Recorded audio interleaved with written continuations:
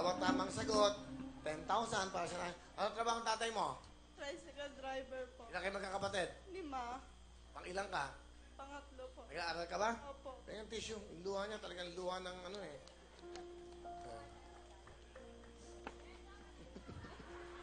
Halika dito.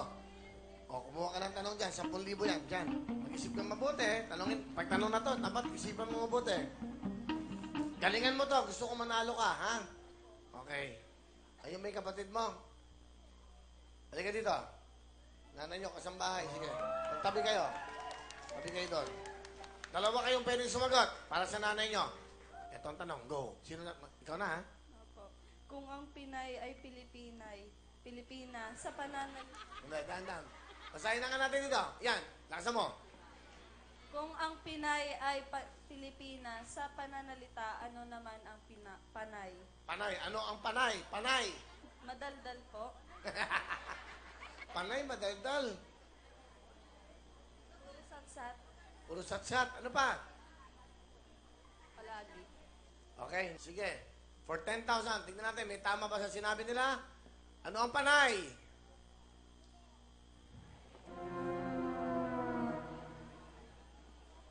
O sige, bibigyan ko kayong pagkakataon. Bunot pa ng isa.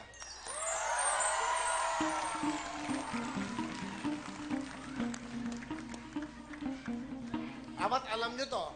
Madali lang to. Go. Kung ang street ay daan o daanan, ano naman ang street corner? Anong street corner? Ando, no? Street corner, 5 segundo. Go!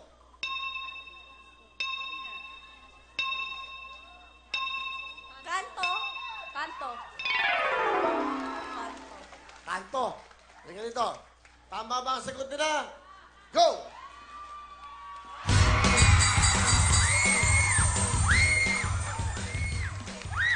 Meron na kayong another 10,000!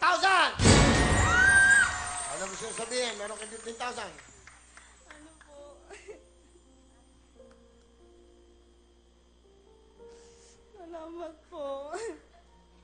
Kasi po malaking tulong po ito eh. Mapapaayos na po namin yung bahay namin. Ano gusto mo sabihin sa nanay mo? Ma, hindi ka na mahihirapan. Mapapaayos na rin natin yung bahay natin. Meron kayong tigis ng jacket, tigis ng cellphone para sa inyo.